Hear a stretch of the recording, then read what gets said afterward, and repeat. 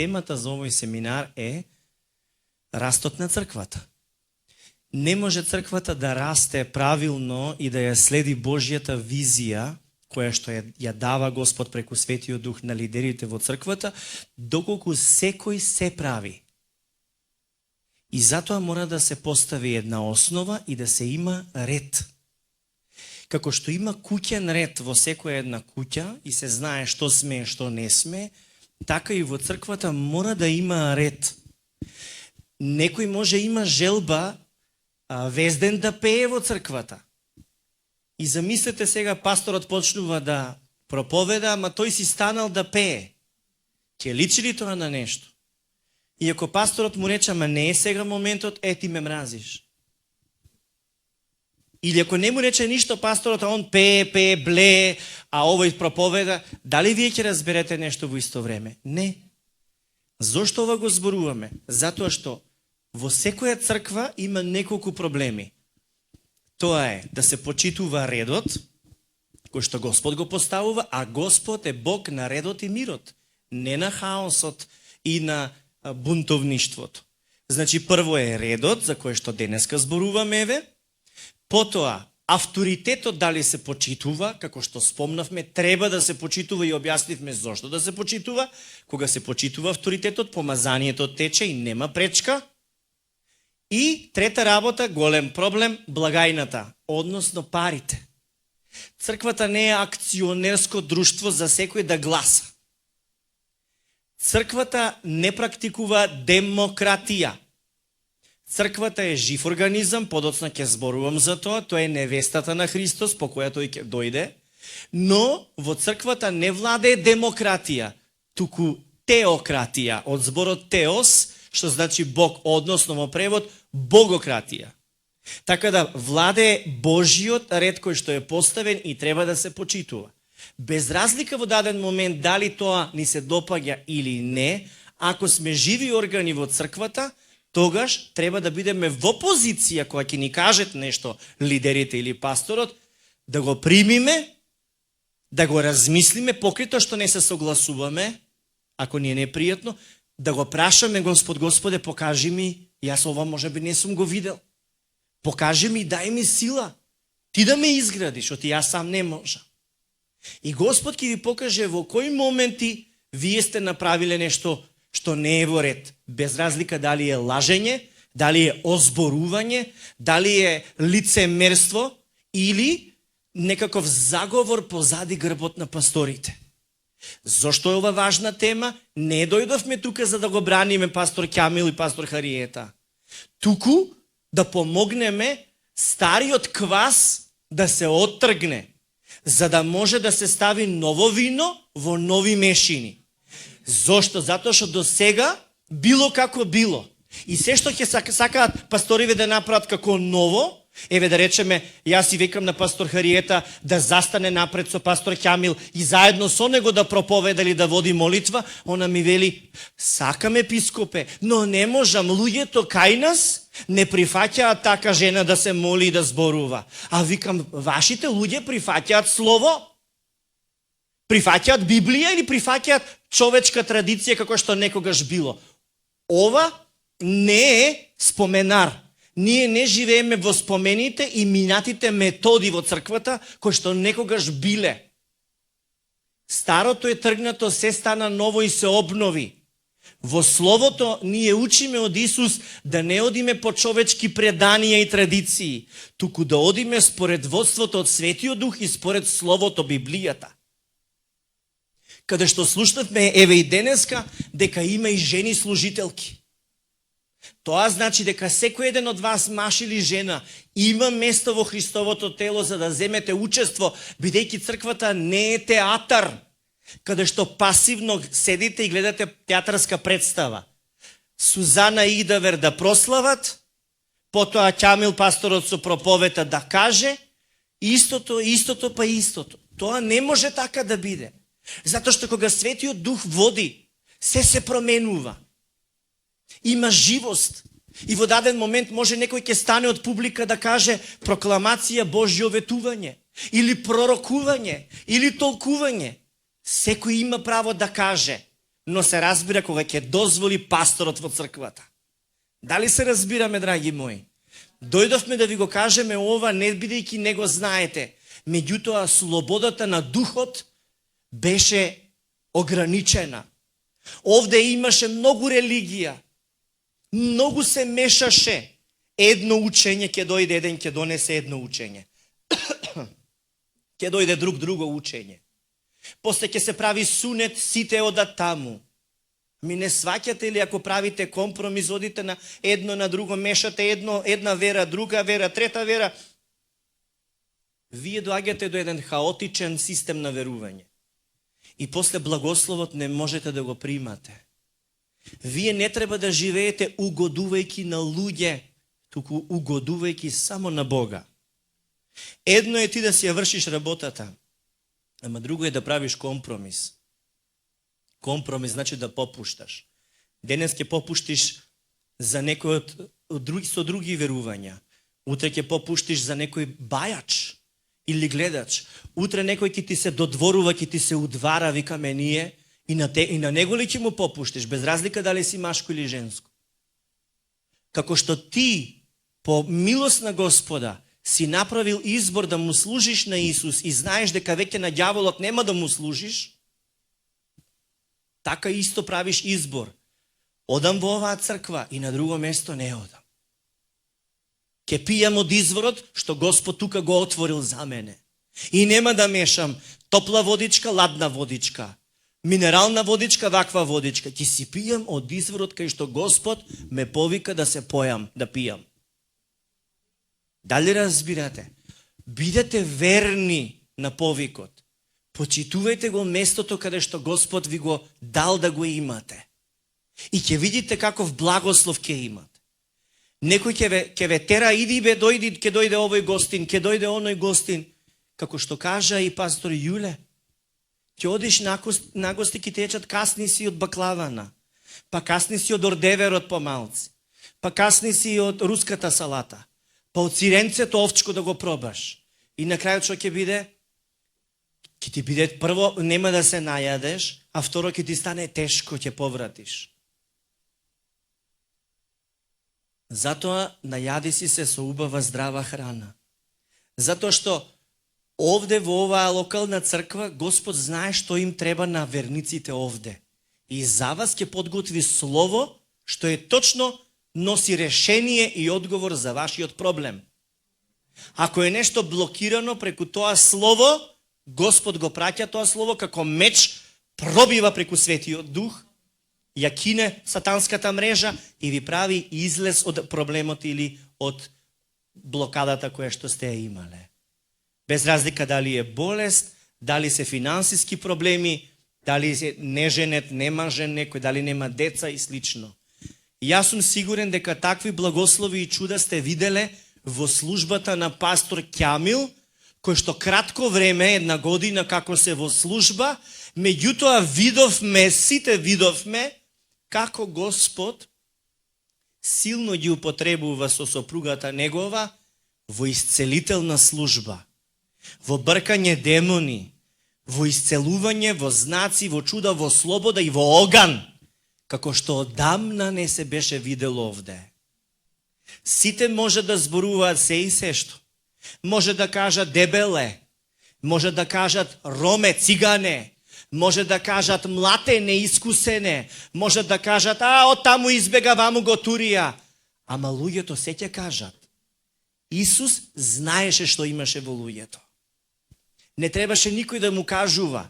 Исус знаеше што имаше во луѓето. Луѓето беа превртливи.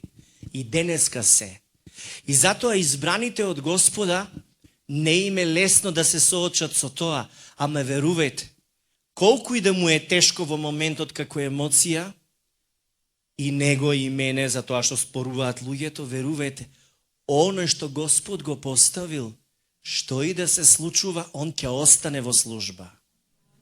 Разбирате ли? И по тоа се разликува некој што е поставен од човек, ќе трае 5 години и 10 и ќе биде тргнат, и поставен од Господ. Тој што е поставен од Господ, само Господ може да го тргне. Разбирате? Има голема разлика кога си повикан од Господ и голема разлика кога те избрале народ. Ние во црквата не бираме градоначалник. Господ бира служител. И тој служител е овој пред мене, заедно со неговата сопруга пастор Хариета. И јас се радувам за поканата што не викнавте да споделиме за растот на црквата. Меѓутоа ќе продолжам со слово после оваа кратка пауза, време во кое што секој со секого треба да се запознае, да се дружи, да се смее и да бидете луди. Духовно ненормални, разбирате, опуштени, насмеани, не фиксирани како да сте во кафес, како да сте на корсет стикстати. Радувајте се како деца. Ако се радуваш како дете, не значи дека ти фали нешто, бре човеч. Ако се радуваш, тоа значи дека Духот работи, Светиот Дух работи во тебе, бидејќи Светиот Дух ни ја носи љубовта од Господа во нашето срце, но исто така и радоста од Господа, која што е наша сила. Кој ќе каже амин?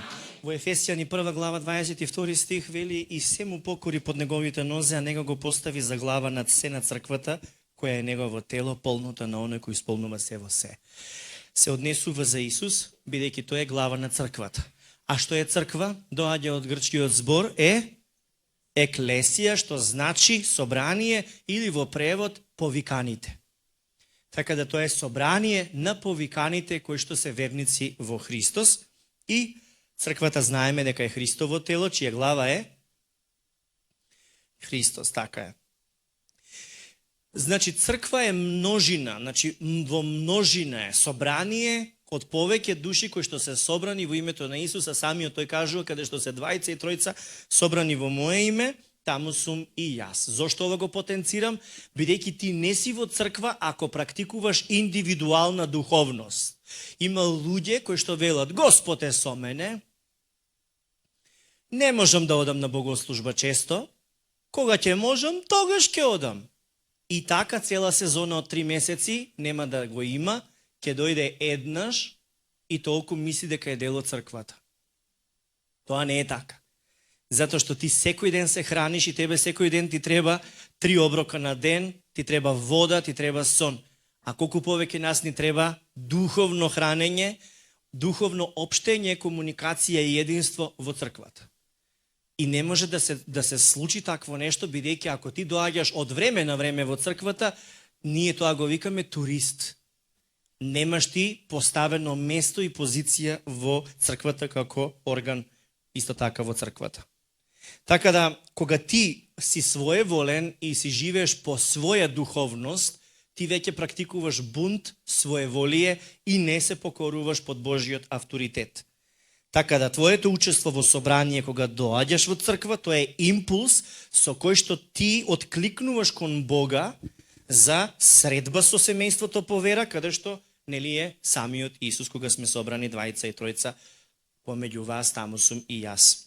Основна задача во црквата што е? Да се посвети срцето на Господа, секој еден од нас да си го посвети срцето на Бога, да се научиме да живееме во што? Во Христова љубов. И затоа јас кажувам често пати дека црквата е регрутен центар, каде што ние сите сме регрутирани, се обучуваме да живееме во присуството на Бога, кое што се случува преку таа Божја милост или Божја благодат. А овој духовен живот не е религиозен живот, треба да правите разлика. Духовниот живот е под водство на Божиот дух, кој што е Светиот Дух, така ли е? И тој Свети Дух што нас ни сведочи во срцето? Дека сме Божји деца и на Господа му се обраќаме со татичко или татко мој или аба. Значи, ние можеме такво чувство да имаме и увереност во срцето дека сме Божји деца преку Светиот Дух. Ако го немаш ти Светиот Дух, ти нема да искусуваш дека Бог те сака и дека си Негово дете. И кога тоа нема да го чувствуваш, ти постојано ќе си те горе, те доле, те на лево, те на десно, односно нема да си стабилен, ќе бидеш како трска. Она што е важно да сватиме дека ние како верници во црквата не сме избрани да сме пасивни, туку сме избрани да бидеме царско свештенство, но исто така да бидеме што? Божји амбасадори или представници на Бог, на Господа. И така ние се подготвуваме во црквата да бидеме и во единство во духот, цела вечност со Господ ќе ја поминеме и мора да научиме да имаме единство во духот, ама во црквата мора да има учење кое што е базирано, основано на Библијата. Библијата или Словото на Господа се вика Логос, Слово. Меѓутоа, неговото споделување, кога се споделува Словото или кога го проповедаме, тоа станува живо семе кое што се сее во срцата на слушателите и во нив предизвикува вера. Сега проповедањето, значи на Логосот, кое што влегува во срцето на тој што слуша на богослужба, тоа станува рема. А рема значи живо слово или откровение. Кое што, разбираш Господ што ти проговорил преку тоа слово кое што се проповеда во моментот. Дали разбирате? И така ние доживуваме рема или живо слово кое што не освежува, не утешува, не лекува и тоа се случува со силата на Светиот Дух, но преку служби и служители кои што се дарум од Христос. Значи се надарени од Господ Исус Христос, не од Светиот Дух. Од Светиот Дух има други дарби, но дарбите од Господ Исус Христос се за служења во црквата. Така да, зошто тоа Христос го дава? За да функционира црквата како што треба.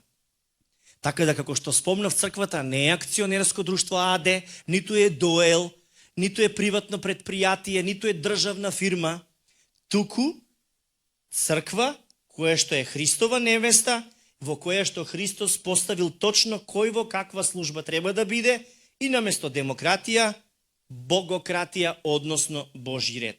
Во Ефесијани го читаме ова што ви го кажав, 4 глава од 11 стих вели: Христос надарил некои луѓе да бидат апостоли, други да бидат пророци. Значи, кој надарил? Значи, не Светиот Дух, туку Христос надарил. Некои да бидат апостоли, други да бидат пророци. Некои да бидат евангелизатори, а други духовни пастири и учители. Тие треба да ги, и видите, подвлечено ми е, тие треба да ги, има задачи што треба да прават тие што се поставени од Христос, да ги обучат Божите луѓе за извршување на неговото дело, односно изградба на црквата, духовното Христово тело. Се додека сите заедно не постигнеме единство во верата.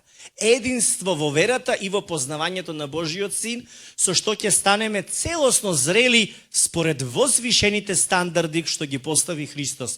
Не треба веќе да се однесуваме како малолетници. Што значи малолетници? Со нестабилност. Сега вака сакам, сега така сакам.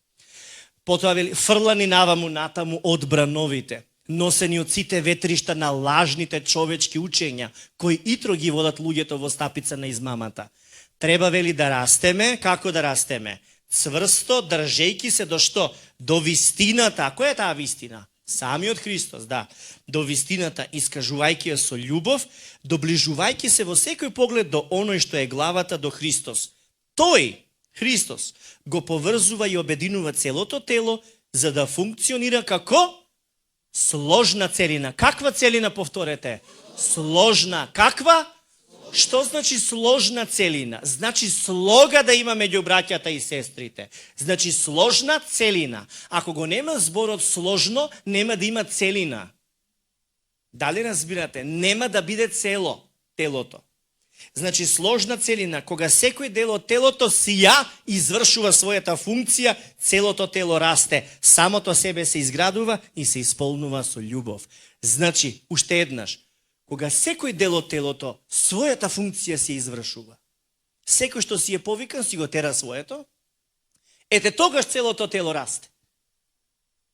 Самото себе се изградува и се исполнува со љубов. А ако некој вика, не така, вака ќе биде, не така, вака ќе биде, и секој тегне на своја страна, тогаш нема сложна целина, никој не знае што прави, кој му е повикот, и наместо да расте, што се случува? Стагнира и оди во регрес, опаѓа, се руши. Во црквата или ќе бидеме рушители, или градители на Божјото дело. Амин. Сега дали ова му се допаѓа на некого или не, тоа е личен став и проблем, но она што е словото што го кажува, ние тоа треба да го зборуваме. Помазаниот служител треба да знаете дека не е било кој што ќе дојде да ја исполни неделната богослужба, бидејќи не е наемник, туку е помазан, испратен од Господа и се однесува како вистински пастир на стадото и тој проверува дали храната и местото за хранење на своите овци, дали е вистинско, дали е квалитетно, какво слушање, какво слово ќе примат верниците. Многу се грижи за тоа. Бидејќи во срцето Господ му става копнеш целата црква да се гради и да расте. Амин. Затоа секој може да дојде во црквата и да ви каже библиски приказни од Стариот Завет, поготово од Стариот Завет. Знаете колку има теолози, колку има речити, сладкоречити, вака кога слушаш да се замислиш. Но, дали тоа ти ќе разбереш каква практика ти носи во твојот духовен живот денеска?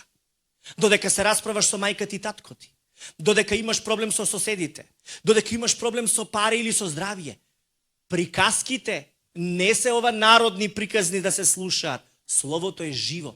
И затоа помазаниот пастир, кога кажува, ти го допира срцето, не е приказна, туку те допира Духот Божи и ти оживува. И одма Господ ти дава насока, ова треба да се направи. Ова одма знаеш, внатре во Духот. Додека кога некој само ќе дојде и така ќе зборува, сладко е добро за ушите, но во практика ништо, нема плод. И затоа треба да се цени благословот кога Господ ќе постави пастор во црквата. Зашто пасторот од Бога нема да прави компромиси, нема да толерира бунтовништво, ниту гордост, ниту своеволие, особено кај оние кои што веќе знаат за Христос. Ајде, кај новите може да попушта, додека новите да разберат што чини, што не чини. Ама кај некој што веќе долго време е во црквата, и да се однесуваат како од вчера да слушате за Христос, па и не идат во црквата со месеци, или прават да речеме табори, или озборуваат, или друго.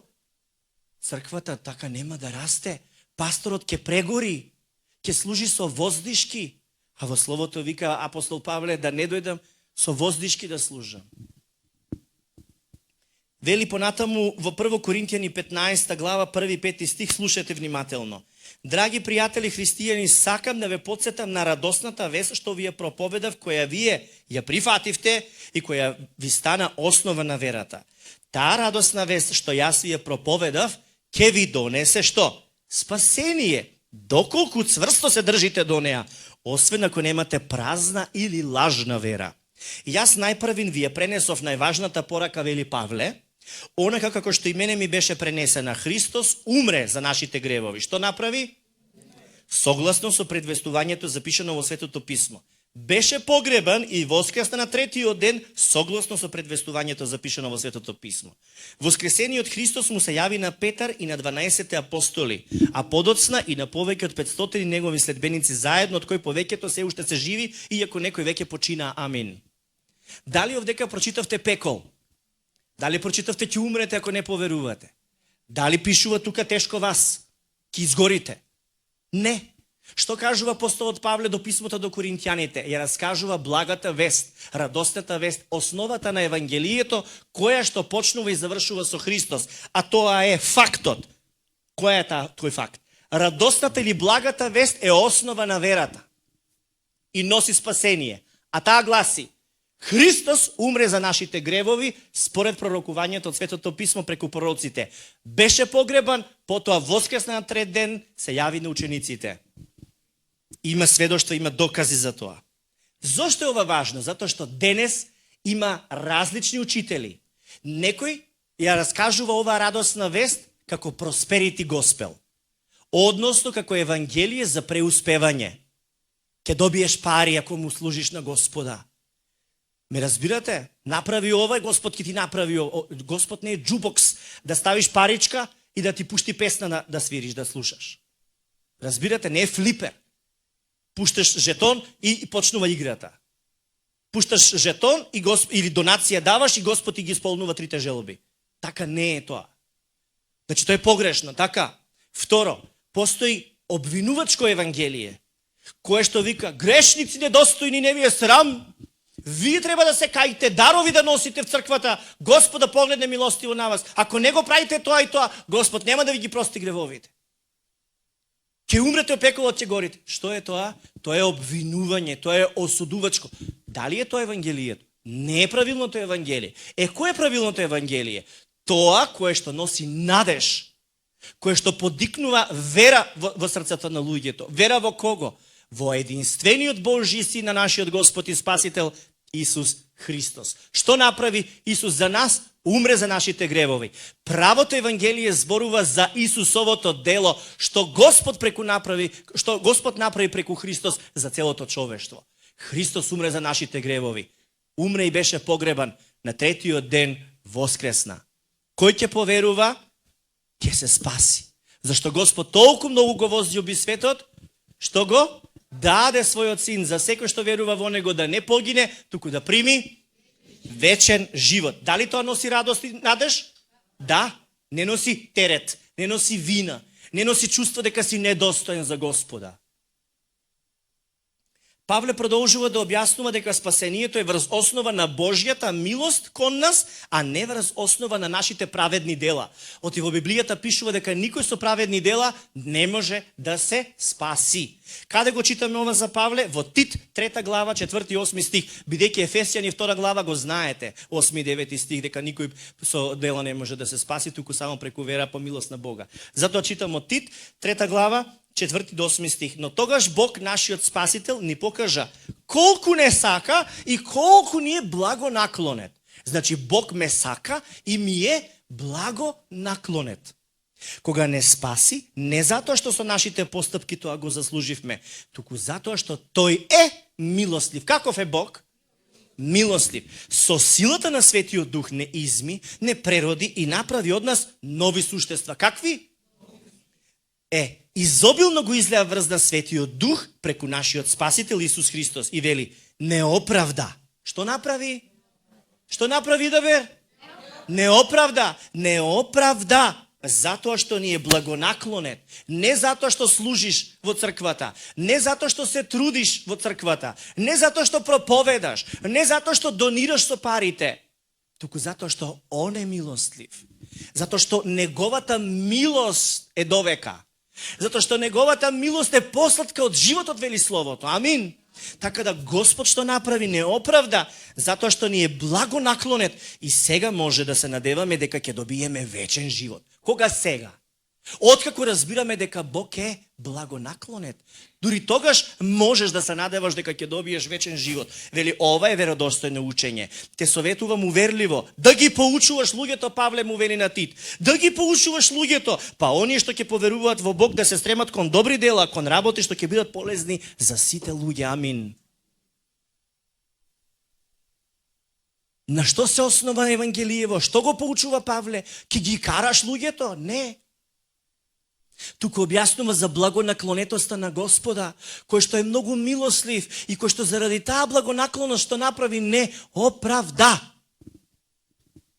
Евангелието зборува за тоа дека преку Христовата жртва сме оправдани. Значи, суштината на благата вест не е заплашување на луѓето и сеење страв дека ќе горат во пеколот ако не се обратат на Христос, ниту дека ако сгрешат Бог ќе ги казни, туку се зборува за покажаната љубов на Бог кон нас преку Христос и за Божјата благодат. Кога луѓето ќе слушнат дека Бог ги сака, тие полесно ќе се обратат да се спасат, бидејќи мотивацијата да се приближат кон Бога не е стравот, туку љубовта на Господа. Значи, што те мотивира тебе? Што те мотивира да го гушнеш татко ти роđeni, твојот родени татко? Љубовта кога он ќе рече, синко, да те гушнам, да те видам, да те прегрнам. И тоа ќе те привлече кон татко ти да го гушнеш и он тебе. Ако ти века, сурту кеден, ќе одиш ли да го гушкаш? Не. Тие што доаѓаа до сега во оваа црква, како ви го представуваа Господ? Како љубовен татко кој што си го пожртвува синот за нас? Или како строг судија кој што уби водозгора со громови, како Зевс?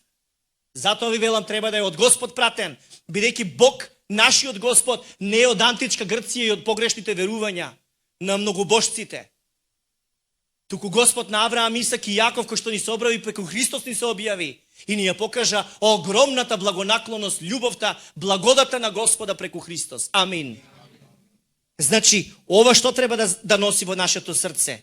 Ако јас знам дека Господ ме сака, ако јас знам дека ми е благонаклонет, тогаш таа љубов мене ми го ослободува срцето. Не сум под јарем, ле, што направив. Туку имам слобода и таа слобода ја читам ли? Ја читам во Галатјаните 5 глава 1, 2, 4 и 6 стих.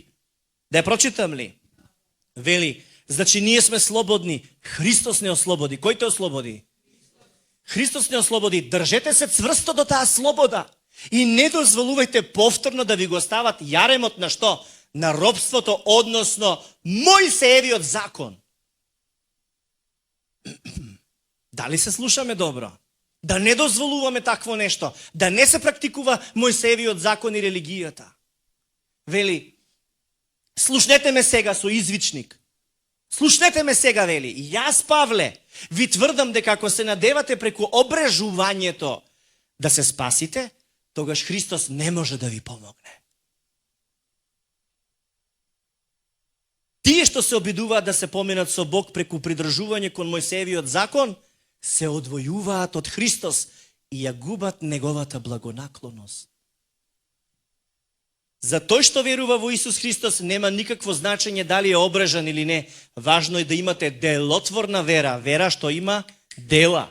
Делотворна вера и таа да се искажува преку љубов. Ајде бакнеш лево десно со свет цели во името на Исус. Значи има многу луѓе кои што мислат дека Божиот благослов треба да се заработи. Мислат дека треба да се купи, да се заработи. И тие не мислат дека Исус е доволен за да бидеме ние оправдани и спасени. Сега, питањето ми е, дали крадецот кој што беше распнат заедно со Исус на другиот крст и кој што поверува во Исус и се спаси, дали имаше време да се исповеда за гревовите? Дали имаше време да се покаја за гревовите? Дали имаше време да каже Отче наш 3 пати? А да пости 40 дена? Не, немаше време, нели? А сепак Исус го спаси. Зошто? Затоа што поверува во Исус. Толку. Религија или жива духовност? Еве. На што се базира учењето? На традиција? Мораш вака, мораш така? Или на тоа што го гледаме во Словото и ни е прикажано, не случајно ти го прикажува Господ тоа. Прашањето ми е, дали блудницата која што беше фрлена пред сите и требаше да биде каменувана, бидејќи ја фатија во прелюба, дали даде донација и му рече на Исус, еве јас 100 евра ќе дадам, пушти ме од тука, камен да не падне на мене. Даде? Дали Исус ја услови и рече, овој пат ти простувам, ама нареден пат ќе те изгорам. Дали така и рече? Затоа велам, треба да се учи од правото учење за правилно да се живее верата во Бога која носи плод. Ете, затоа треба да се слуша пастирот, кој што е повикан за локална црква и кој што има визија за црквата, а не да се мешаат учење и доктрини. Секој може да го чита Словото, ама толкувањето доаѓа од Светиот Дух. И Светиот Дух прво ќе ти каже преку пасторот, а потоа во срцето и тебе ќе ти даде убедување што е верно и што е правилно, а што не. Неправилното учење е дека Господ користи грев, пазете внимателно, користи грев за да ве усовршува. Ако грешиш со грешките, со болките, ќе порастеш духовно. Пазете, тоа не е точно. Бидејќи сета казна за нашиот грев падна врз Исус и Господ не е извор на зло и искушение, како што некои викаат, Господ ме искушува со оваа болест. Тоа е погрешно учење. Тоа не е библиско учење. Бидејќи нашето духовно усовршување и растење не зависи од нашите грешки, слабости и болести, туку зависи од нашата понизност пред Бога и колку ќе допуштиме неговата благодат да работи, да действува во нашиот живот. Зошто во Јаков 1 глава, 12 до 15 стих вели, блажен е оној човек кој издржува искушение, бидејќи откако ќе биде проверен, ќе добие венец на животот, што Господ им го ветил на оние кои го сакаат. Ниеден кога е во искушение да не вели Бог ме искушува. Дали се разбираме? Затоа што имаше објава каде што велиш дека Бог искушува со страданија. Не е тоа добро учење. Тоа е погрешно учење кое што се практикува денеска во различни цркви. И каде што се вели, аха, Господ даде таква болест со здравие да си ја носиш за да пораснеш, што ти многу си горд. Тоа не е точно. Бидејќи вели, ниеден кога е во искушение да не вели Бог ме искушува, бидејќи Бог со зло не се искушува. И тој никого не искушува. Но секого го искушува неговата похота, која го влече и мами. Потоа похотта, откако ќе се зачне, раѓа грев, а гревот извршен раѓа смрт. Значи, Бог не е извор на искушението, на гревот, на болестите. Разбирате ли? Тоа доаѓа од похотата на телото. Кога те води похотата на телото, тогаш отвараш врата ѓаволот да дојде, кој што обвинува, кој што наметнува болести, страданија и различни други ситуации. Бог те благословува. Ама ти дали ќе дозволиш таа благодат и тој благослов да работи низ тебе, тоа е твое право. Тоа е твоја слободна волја. Ако ти одиш на место каде што цвета криминалот и проституција и коцкање и дроги и така натаму, тогаш тоа е твој избор. Со вошките ќе фатиш, со вошливите ќе фатиш вошки. С ким си такав си? Или во словото вели, лошите друштва ги расипуваат добрите навики. Неправилно учење дека се уште вие треба да се исповедате, покрај тоа што сте спасени, се уште треба да се исповедате, да се каете, ама за секој грев, не дај Боже да сте заборавили еден грев. Ама ќе заборавиш, ти си лимитиран, ти си човек. Не можеш секој грев да го исповедаш. Ама сепак Господ те сака и сепак те спаси умирајќи на крстот за тебе. Така да, исто така не треба да се вашето живење со Господ и верување да се базира на лепче со паричка, да кршите лепче со погача за паричка да ви се падне късметот, да правите компромис одејќи на сунет или правејќи слави на светци или почитување на саботата, дека саботата не се работи ништо. Зошто го кажувам тоа? Тоа беше пред да дојде Христос. Тоа било. Но Словото вели вака во Колосјани 2 глава од 13 стих. Вие бевте мртви поради гревовите во вас, зашто вашата грешна природа не беше отстранета од вас. Но Бог ве оживеа заедно со Христос, тој ни ги прости сите наши гревови. Дали ова завршен чин? Ти ги прости твоите гревови, кажи амин. Значи ти ги прости гревовите, речено, свршено. Така ли е? Тоа не значи дека утре нема да сгрешиш. Ама фактот постои дека тој ти ги прости сите гревови. И што вели? Бог ја избриша обврзницата со нашите долгови, според чии одредби ние бевме должници. Тој ја зеде и ја уништи приковувајќи ја на крстот, на Христовиот крст. Така Бог, слушате сега, ги разоружа сите зли владетели и власти и јавно ги посрамоти, поразувајќи ги со Христовата жртва на крстот.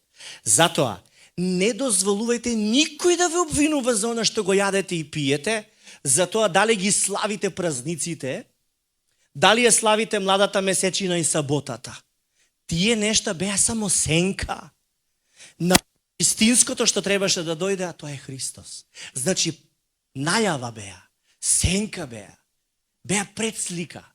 Од кога дојде Христос, заврши. Ни сабота, ни месечина, ни лебои, ни ова, ни она. Амин. Некои проповедници кажуваат дека може и дека треба обрезание. Некои велат дека треба да се почитува сабота. Други да се почитува Мојсеев закон. Но тоа е сето лага, лажно учење, затоа што Исус кога дојде го исполни законот, за ти да не мораш да го исполнуваш ниту јас. А не за да го продолжиме исполнувањето на Мојсеевиот закон. Он го исполни законот, крај, амин. Дали имам факт за тоа или си го измислувам? Имам. Пишува во Јован 1 глава 17 стих. Зашто законот беше даден преку Мојсеј. А преку Исуса Христа дојдоа, пристигнаа благодата и вистината. Крај, законот заврши. Исус го исполни за ти да не мораш да си под законот. Кој ќе каже амин? Ако сме верници во Христос или христијани, тогаш сме под благодата на Господа и со водство од Светиот Дух. Затоа во црквата треба да се учиме какво е тоа водство од Светиот Дух. Така да, животот во Бога се живее во благодат од Светиот Дух, меѓутоа, Треба да осознаеме дека веќе не живееме само од стравот, леле дали ќе бидеме осудени, туку да осознаеме дека гревот нема веќе власт врз нас. И вели, затоа тие што се под закрила на Исус Христос нема да бидат осудени, бидејќи со посредство на Исус Христос силата на животодавниот дух ве ослободи од силата на гревот која води во смрт. Значи силата на животодавниот дух, тој светиот дух, од што не ослободи? Од силата на гревот која што води во смрт. И вели, Мојсеевиот закон не можеше да не спаси поради грешната човечка природа, но тоа што не можеше да го стори законот, го направи Бог. Тој го испрати својот син во тело, слично на грешните човечки тела, жртвувајќи го својот син за нашите гревови. Бог ја уништи власта што гревот ја имаше во нас. Така она што законот со право го бараше беше исполнето за нас, кои не се раководиме според телесна природа, туку според водството на духот. Римјани 8 глава, 1 до 4 стих. Амин. Затоа има многу кои што се уште викаат направи добро за Господа да те погледне добро и да те благослови. Но тоа е карактеристично за јудеизмот, евреите кои што уште се под закон. Да, тие се под закон, уште го чекаат Месијата, не го признаваат Исус за Месија. Додека има еврејска група кои што веруваат во Исус дека е Месијата и се викаат месијанци. Така да ние познаваме од нив. Оние кои што веруваат во Исус знаат дека се што бара законот на Мојсей се е исполнето и наместо ти да направиш нешто за Бог да те погледне милостиво, да те благослови, сега заради Христос ти веќе го примаш тој благослов и веќе си благословен, оправдан и целосно опростен. Ти се простени гревовите. Значи Исус направи се за нас и Божјата благодат кон тебе веќе не е заснована на тоа дали ти си послушен кон Господ, туку е заснована на тоа дека Христос е послушен на Бог Таткото.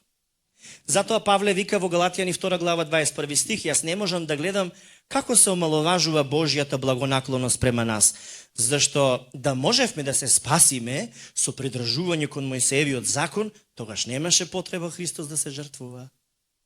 Да требаше законот и заповедите од Мојсе да ги практикуваме, Христос немаше потреба да доаѓа да се жртвува. Дали разбирате? Затоа во црквата треба да има правилно учење базирано на Свето писмо, не на лични толкувања. Зошто е ова важно? Затоа што ако не имаме правилно учење, ќе останеме сврзани за Христос, а тоа ќе донесе плодоносност за слава на Бог Отецот. Амин.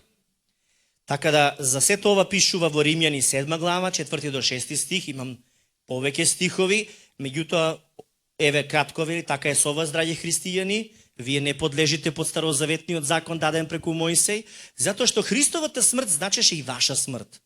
Бидејќи Христос воскресна, вие сте сега сврзани со Него, а не со старозаветниот закон. И ако некој дојде, да не кажам со име, и ви каже дека ова е лажно учење, кажете му да ја прочита Библијата, особено Новиот Завет. Затоа што види што пишува. Вие сте сега сврзани со Него, со Христос, а не со старозаветниот закон. Тоа ви овозможува да бидете плодоносни и полезни за Бог. Додека со нас владееше нашата стара природа, грешните страсти дејствуваа во нас. Законот ги побудуваше тие грешни страсти. Ти вика немој да одиш ваму таму, ти тоа го правиш. Точно тоа што не сакаш. И како последица на тоа произлегуваа грешни дела што би не одвеле во смрт.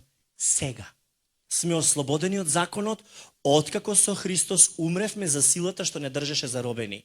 Можеме да му служиме на Бог не на стариот начин, со тоа што ќе му се покоруваме на законот, туку на нов начин. Читај овде, нов начин. Каков е тој нов начин?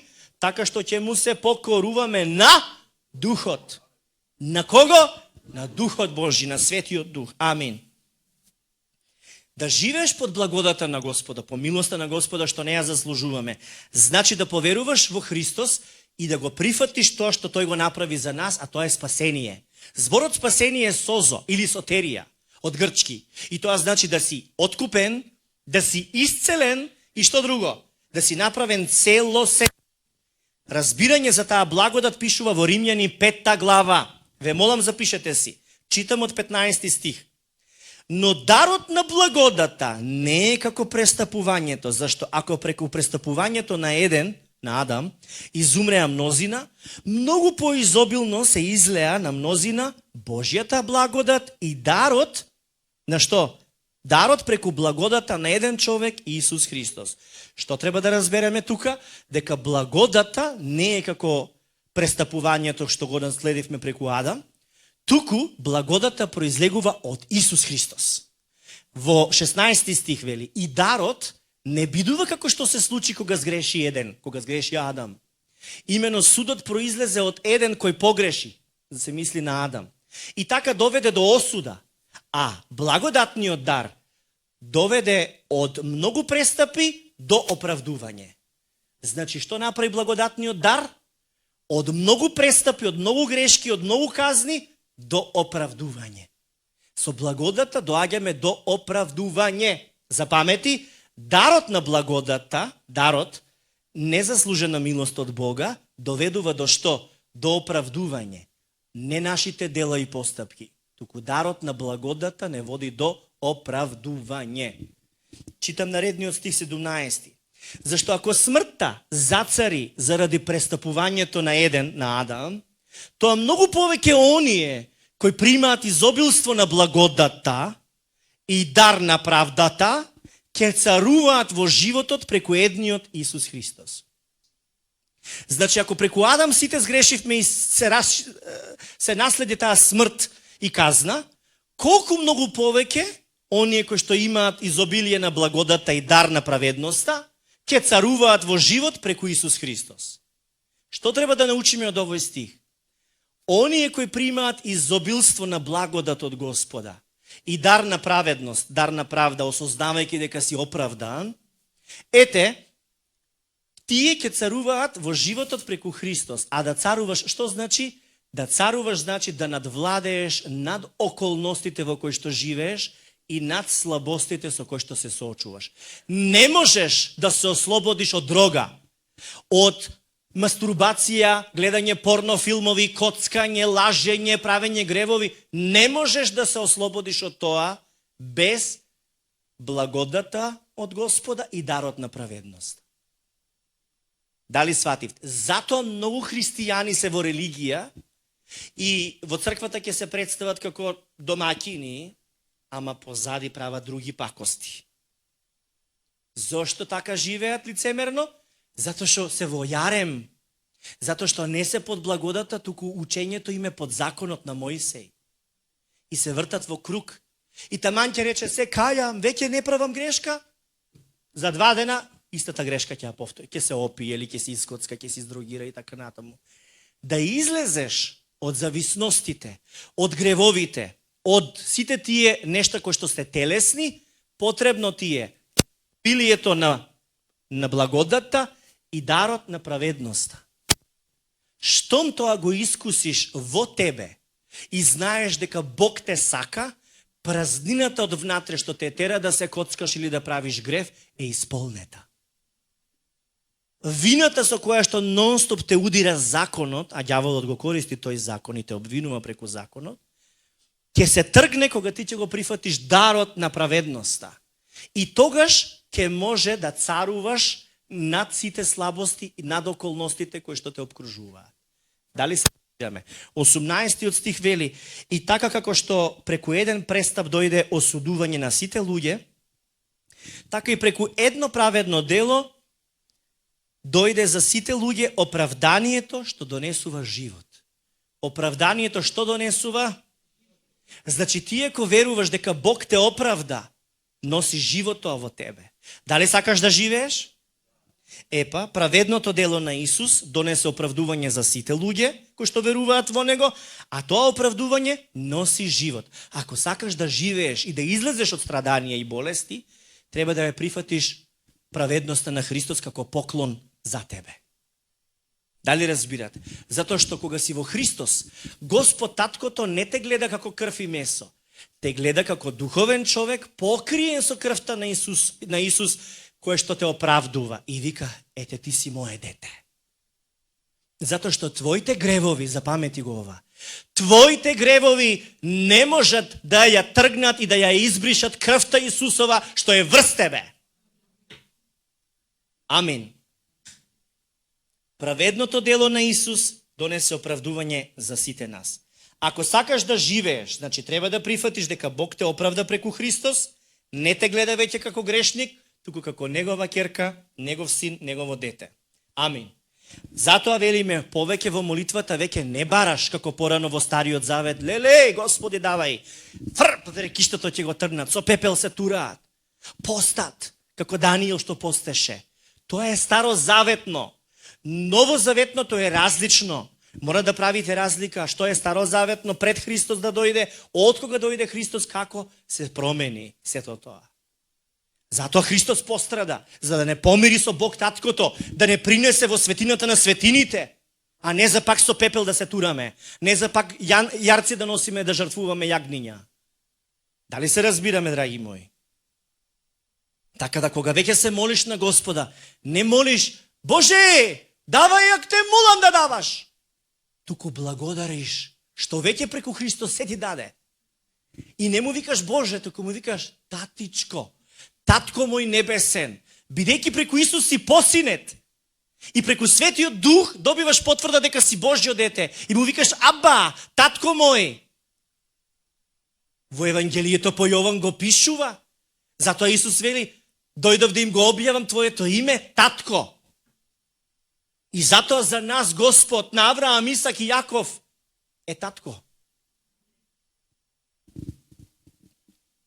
Значи, кога се молиш, веќе благодариш, не цвилиш, не плачиш, не просиш, благодариш. И тоа што го немаш, благодариш. Фала ти, Господе, што ми даваш здравие, а ти си болен.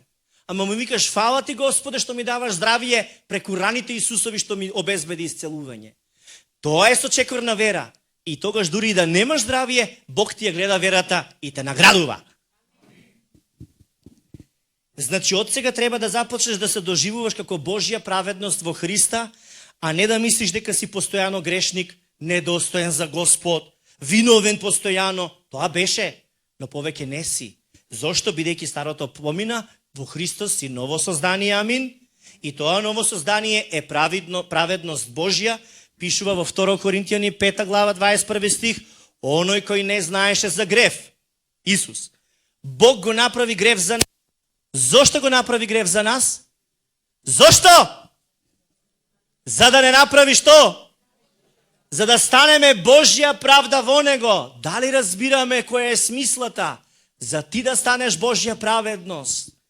Дали сега ве карам? Да. Зошто? Затоа што лесно ви е да мислите дека сте грешни, никакви, слаби, мизерни, стари, сенилни и ненормални. Но Господ вика дека вие станавте Божја праведност, затоа го даде Исус.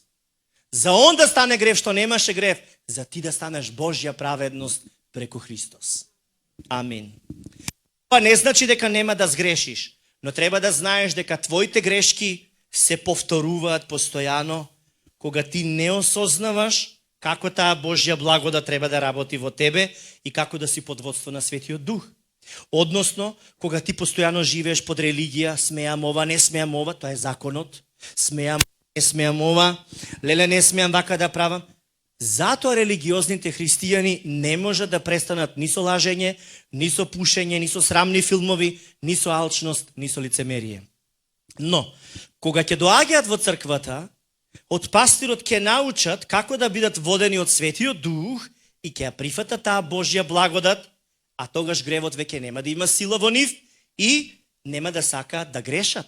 Бидејќи ти кога ќе вкусиш нешто поубаво, веќе не сакаш да се враќаш на старото. Нели е така? Во Римјани 6 глава што викат во 13 стих: и не давајте му ги вашите членови на гревот за оружје на неправдата. Туку предавајте му се сами себе си на Бога како оживеани од мртвите, а вашите членови, вашите органи, што да правите? Вашите членови на Бога да ги предаваме, зашто? Оружје на што? На правдата. Ако имаш мисли во главата, во мозокот или во умот, предај му: Господе, ти го посветувам умот и мозокот ти ги посветувам да бидат оружје на твојата праведност. Ете тогаш нема да ги имаш толку тие нечисти мисли. Кога те тера телото да се прејадуваш, Господе, нема да си на диета, туку ти му кажеш, Господе, ти го посветувам стомакот, апетитот и се во мене што ме тера да јадам и да зависам од храна, Кока-кола и така натаму. Тебе ти ги посветувам, ти управувај, нека бидат оружје на твојата праведност. Ако другите органи, да не кажувам кои, те тераат на нешто, посвети ги на Господа. Господе, ова не сум јас. Овие органи ме тераат да правам похота. Ама јас ги посветувам. Не да се оружје на неправда, туку да се орудие на твојата праведност. Затоа пази се во мене. Зашто телото што ми го даде е храм на Светиот Дух. Така ќе ја земеш силата, ќе ја тргнеш. Меѓутоа, правдата ќе објавуваш од на Господа. Врз тебе и врз твоите органи. Имено, гревот вели, не ќе има веќе власт над вас, зашто сте под законот, туку под благодата. Ама, ако си под благодата. А ако си под религија, пак се сопнуваш. Кога не сме под законот, туку под благодата, веќе гревот нема власт врз нас. Зошто? Затоа што законот го распламтува гревот. Те тера да грешиш. Така да, кога зборуваме за сето тоа, јас пак ќе кажам, еве си сгрешил, покај се. Признај го тоа пред Господ, покај се. Но не за да ги повторуваш, за да не повторуваш гревови од типот Господ, сега ќе се покајам и ќе ми прости. Тебе Господ ти простува не заради твоето покаяние. Господ ти простува заради тоа што Исус го направи на крстот за тебе. Заради Исусовото дело ти простува. Ти со верата го примаш и ако го примаш, го признаваш. Боже, Христос стана праведно за мене, Он се застапува пред тебе. Фала ти, Татко Небесен, што тоа веќе се случува и ти благодарам што ми даваш сила од Светиот Дух, за да не правам вакви гревови. Прифаќам конечно дека сум Божја праведност преку Христос. Амин. Сега сакам нешто друго да ви спомнам. Знаете ли дека праведноста од Господа е подарок? Не ја заработивме. Дали тоа го знаеме? Значи, праведноста од Господа не можеш да ја изгубиш, макар и да сгрешиш, пазете ме внимателно, бидејќи таа е подарок. Но, можеш да ја заборавиш свесноста дека си оправдан, да заборавиш дека си Божја праведност и тогаш доаѓаат проблеми. Ова значи, еве да речеме ти си бил грешник, како гасеница. И си бил црв, си бил гасеница. Си бил грешник. Меѓутоа, кога го среќаваш Христос, доживуваш преобразба, прерод, препород, новораѓање или метаморфоза, преобразба. Ја доживуваш таа преобразба и ти стануваш праведен, како што гасеницата станува пеперутка. Така, и веќе си ново создание, веќе си пеперутка. Тоа значи дека си веќе Божја праведност, ново создание, новороден, односно христијани. Веќе не си грешник, веќе си праведен, веќе не си гасеница, веќе си пеперутка. Така, не можеш тогаш да се молиш, помилуј ме мене грешниот Боже. Затоа што веќе си оправдан. Не воздивнувај. Прифати го. Прифати го ова учење, ова верување од Библијата, а не твоето православно учење, каде што постојано увкаше како сега и ти е тешко да прифатиш дека Бог те сака и дека си Божја праведност. Бидејќи погрешното учење отвара врата на демоните и на ѓаволот во твојата глава. И после депресијата се намножува. И после треба да се бркаат демони. И пак доаѓаш и пак се бркаат, и пак доаѓаш и пак се бркаат, се додека не прифатиш вистинско учење. Оти вистината ослободува. А лагата поробува. Од време на време како пеперутката некогаш ќе застане и на нешто, на некое ѓубре. Така. Меѓу кратко време ќе биде на ѓубрето. Нема да остане тука. Само за момент ќе застане на ѓубрето, нема да и се свиѓа. И ќе си одлета. Ќе отиде кај цвеќето. Зошто ова ви го кажувам? Дали кога пеперутката малку на ѓубре ќе слета, дали одма се претвара во гасеница пак? Не, таа си останува пеперутка, иако за момент застанала на ѓубре. Моето прашање, ти не ли си праведен во Христос? Праведен ли си? Во даден момент ќе сгрешиш, ќе застанеш на ѓубре. Дали одново се претвараш во грешник? Не. Си остануваш праведник, си остануваш пеперутка. Не се враќаш гасеница. Дали сваќате што сакам да ви кажам? Еднаш за секогаш сте ново создание и преобразени. Така да и да сгрешиш, Господ мислиш, не те разбира, не може да се очувствува со тебе. Точно знае што имаш во главата, во срцето, во мислите. Точно знае Господ се за тебе. Само не биди горд. Понизи се. Кажи, ми требаш, Господе, како вода, како воздух ми требаш. Ми требаш за да живеам. Ми требаш, Господе, без тебе не можам. Ја потврдуваш твојата зависност од Него. И Словото вели, Бог се противи на горделивите, а на понизните изобилно ја излева својата благодат. Така да биди понизен. Не викај, можам, Господи, не се прави како Израел, како израелците, ќе ги пазиме Божите заповеди, се подпра на себе си, а не на Господ. И затоа отпадна, затоа заработија проклетство. Со понизност, со кроткост. Биди благодарен што си Божја праведност преку Христос. Па дури и да сгрешиш, Бог не те отфрла. Ти не се враќаш одново во гасеница, си остануваш пеперутка. Значи не стануваш грешник одново, туку си остануваш праведник во Христос. Не може крвта Исусова да ја измиеш со твоите грешни постапки. Тоа е чудесната благонаклоност на Господа. Таа крв Исусова зборува погласно од Авеловата и вели дека ти си оправдан преку таа крв. Затоа сакам да ви кажам, христијанинот, праведниот христијанин или верник во Господа, ќе направи грешни нешта, но тоа не го прави одново грешник, бидејќи имал веќе преобразба и веќе е праведник во Господа, така да си останува праведник. Ова значи ли да грешиме сега? Да се распиштолиме, да се опуштиме и да грешиме? Не, затоа што кога ти си осознал колку Господ е благ и добар, ти веќе не бараш место на блажина и доброта никај луѓе, ни во коцкарница, никај жени или кај мажи, кај проститутки, никај дрога, никај алкохол, никај цигари. Нигде не бараш затоа што си не нашол веќе. Само тој што нашол благост, доброта, мир, правда, целосно исполнување со Бога во Бога, само тој веќе не се враќа на старото буниште. Затоа е важно учењето за благодата и водството од Светиот Дух да се зборува во црквата. А ако се зборува некој постојано за законот на Мојсей, вината, ова треба да правиш, да се исповедаш 100 пати, ова да правиш, она да правиш, значи ти пак треба нешто да правиш. Ама Исус направи се за тебе и на крстот кажа, се сврши. За ти да знаеш дека е завршено веќе. Делото е завршено. Што ќе додаваш ти? Откупителното дело е завршено. Сам ли ќе се спасуваш? Сам ли ќе се откупуваш со добри дела? Библијата вели не со добри дела. Преку вера. Преку вера. Преку вера во Господ Исус Христос. Преку вера сме оправдани. Не преку делата, за да не се фали никој. Знаете ли колку луѓе имаше овдека на ваквите предни фронтови во црквава, кои ќе застанеа и ќе се фалеа? Ние вака ќе правиме, ние вака правиме, јас сум ваков, јас сум таков, ја вака, јас слово знам, јас знам многу Библија. Каде се? Ама во еден ми остана погледот, во Исус.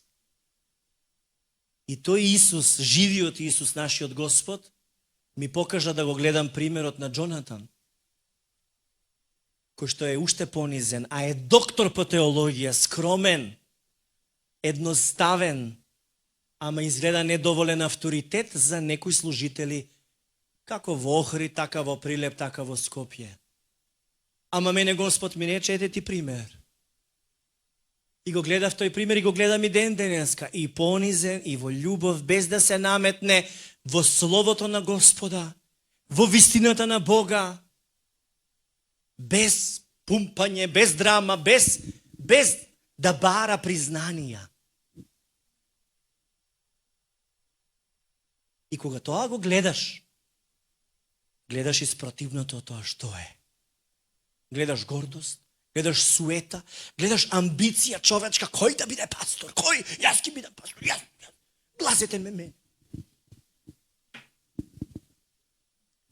И јас се молев на Господа и викам, Господе, јас во Прилеп не можам ова да го решам. Ама ти ги имаш сите одговори, сите решенија. Те молам, покажи ми. И Господ ми покаже дека тој е ќамил. И вика, ќе му се јавиш и ќе му окажеш ова и ова. И напишав. Беше слово од Господа. Пророкување беше. И му го прочитав, он плачеше. Ама Господ го повика, не ја. Јас само му се јавив да му кажам. Разбирате ли како? И сега некој ќе фрла дамка врз Божјото дело, ќе фрла сомнеш, нема правилно учење. Такви биле. Да, не се совршени, јас не сум совршен, и Джоната не е совршен, никој не е совршен. Исус е совршен. Ама Исус не направи совршени нас во духот. Ако ние бараме мани, ќе ги најдеме. Ама Господ ни вика, него да го бараме во луѓето, пасториве, во браќата, во сестрите, кој ќе го видиш во очи, Исус да го бараш, а не маните. Ја можам сега 10 мани да ви набрам на секој по еден од вас. А мене кој ќе ме погледнете, 20 ќе ви кажам, јас без да ги барате, мој мани. Но тука не разговараме за слабости, мани и гревови. Тука разговараме за Божјата благодат, за Божјата љубов и за Божјото завршено Исусово дело на крстот за сите нас. Кое што го гледам и во Ќамил, и во Хариета, и во Ида, Вери Сузана, и во Севим, и во Ајнур, и во сите вас, и без разлика дали сте од Охрид, Скопје, Прилеп и така натаму. Тоа е Исусовото дело завршено во нас, кое што Светиот Дух работи во нас и на основа на тоа дело не преобразува да стануваме се послични на Христос, од благодат во благодат, од слава во слава. Амин. Ете, затоа требаше да дојдеме да го споделиме ова слово. Не за да ве карам, туку старото да се тргне, затоа што ми се паѓа должноста. Не да премолчам, туку јасно да кажам, тоа е расипано старо, не бива. Добро беше да се види како слика од Стариот Завет, како Бог беше строг. И строгоста и денеска на Господ се пројавува кон оние што го немаат Христос. Ама Божјата благодат се преумножува кон сите ние кои што сме Негови деца, спасени и оправдани преку Исус по синети. И затоа никој да не ве заблудува. Затоа е потребна црквата. Само во црквата наоѓаме духовна оаза на мирот, на љубовта, на Божјото снабдување. И ти ако си повреден, и болката ти е толку голема, да не можеш да простиш и да дојдеш во црквата, ти не го познаваш Христос. Ако има некој брат или сестра кој што не доаѓа во црквата заради разочарување, болка, навреда и слично, тоа значи дека не ја познава љубовта на Христос која што учи да си простуваме, да се љубиме еден со друг, зашто љубовта е од Бога и секој што љуби го познава Бога. Тој што не љуби, држи лутина и не простува, не го познава Господа, зашто Бог е љубов. И таа љубов не обединува сите. И таа љубов овозможува да го осетиме Божјиот дух, Светиот дух. А таму каде што е Светиот дух, таму е слободата. А овде е Светиот дух. И тој Свети дух ни дава слобода. Амин. Сега дали разбравте зошто беше овој семинар толку важен? Затоа што ова што го слушнавте треба да го пренесете и во Ресен, и во Охрид, и кај другите верници во Скопје, и кај другите верници во Прилепската црква. Што има општо ѓаволот со Исус? Ништо. Може ли лажното и погрешното учење да се микса со вистинското? Не може. Како што Христос со ѓаволот не може да биде. Затоа велам, Црквата може да и од 10 души, како што беа 12 апостоли, светот го превртија. Силата не е во бројката на црквата. Силата доаѓа од Светиот Дух и од љубовта на Господа. Така да црквата е силна кога во љубовта е обединета на Христос, во благодата на Господа и водството од Светиот Дух. Затоа радувај се, цркво. И не се грижи дал некој дошол, дал некој не дошол. Гледај на Господа. Погледот да ти биде во Христоса, а тој ти зборува преку Светиот Дух директно, преку Словото и преку пасторите. Затоа отвори ги и духовните уши, и физичките уши, и слушај. Доаѓај во црквата и слушај, затоа што почнува нова етапа. Почнува ново време за црквата. Господ вели во последното време ќе се излее изобилно Светиот Дух врз сите синови и керки, ќе гледаат соништа, виденија, ќе сонуваат старите соништа, младите ќе пророкуваат, слугинките, сите ќе бидат активни. Ама во живата црква. А жива црква е таа која што добива пулс, импулс, каде што има срце за Господа, жет за Бога, каде што е водството од Светиот Дух и благодата на Господа, а не каде што е религијата, не каде што е законот на Мојсеј, каде што приказки се раскажува, каде што се зборува Словото Божјо, кое што е лек, кое што е плодно семе, кое што дава живот. И Духот ни го наситува и не воскреснува.